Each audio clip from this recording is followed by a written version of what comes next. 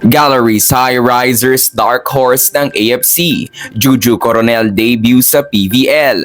Beware of this team, pahirapang makapatay ng bola dahil sa kanilang malaipis na depensa. Good day ka-trending, this is Ron Michael, the voice artist of this channel. Ngunit bago natin yung pag-usapan, huwag mong kalimutan mag-subscribe and click the notification bell para updated ka sa latest Pilipinas volleyball trends. Hindi nanalo ng kahit isang game ang Galleries Tower High Risers noong Reinforced Conference. 0-8 ang kanilang naging final record, subalit kamangha-mangha naman ang ipinakitang performance ng team.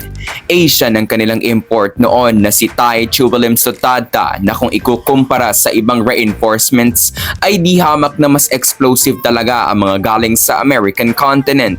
Mas naasahan ng Gallery si Chubalim sa depensa, kaya naman talagang naasahan ng gusto ni Coach Lerma ang kanyang mga local players pagdating sa paggawa ng puntos. Standouts ng koponan sila Franz Ronquillo, Grace Bombita at Isa Jimenez. Hindi din matawaran ang playmaking and defensive contributions na ginawa nila Rene Mabilangan at Alyssa Eroa na tinanghal bilang best libero ng conference.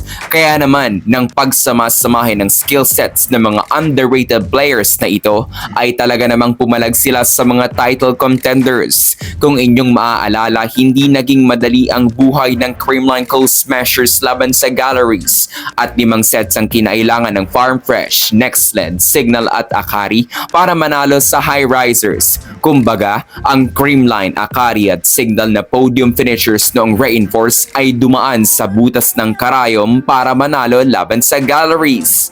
Given na hindi naman naging dependent ang team sa kanilang import, this just clearly shows kung ano ang kapasidad ng High Risers in the upcoming PVL All-Filipino Conference na magbubukas ngayong November 9. Isa sa mga abangan sa panig ng Galleries ay ang PVL debut ni Juju Coronel matapos siyang hindi makapaglaro noong Reinforce dahil siya ang backup setter ni Gia de Guzman sa Alas, Pilipinas.